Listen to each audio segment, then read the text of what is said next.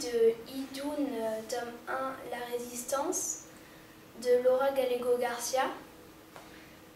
Donc c'est l'histoire d'une fille et d'un garçon qui ont l'impression d'être des enfants normaux, sauf qu'ils vont s'apercevoir en fait, normaux, qui vont s'apercevoir en fait qu'ils viennent d'un monde parallèle en quelque sorte, du nom de Idun, et ils vont en fait, ils ont des parents, ou peut-être que leurs parents ne sont pas Idunites, enfin, en fait on ne sait pas, on ne découvre pas au début du livre.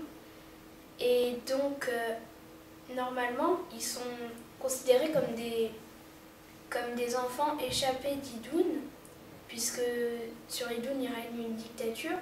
Et donc, ils sont recherchés par un assassin qui cherche à tuer tous les Idunites qui sont allés se réfugier sur Terre.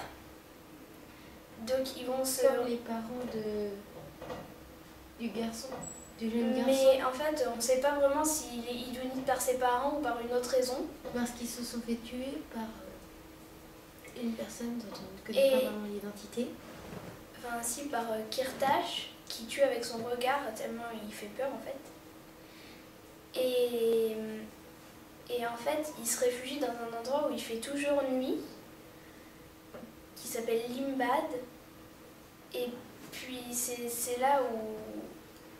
C'est un endroit complètement hors du temps, en fait, entre deux mondes. Et donc, en fait, c'est là où ils vont vivre.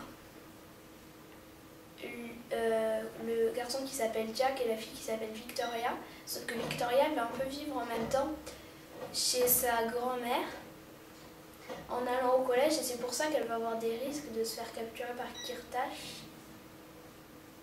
Donc, voilà, il y a beaucoup de rebondissements et beaucoup de suspense, et puis il y a aussi une histoire d'amour un peu étrange, et j'ai trouvé le livre très captivant. Moi par contre j'ai pas accepté vraiment le début vu que ses parents sont morts, donc au début on trouve que ça fait bizarre pour le début d'une histoire. C'est les parents de Jack qui meurent. Oui voilà, j'aurais dû préciser.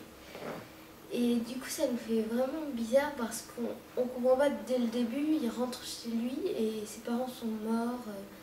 Des individus chez lui, ça motive pas vraiment, mais la suite est captivante.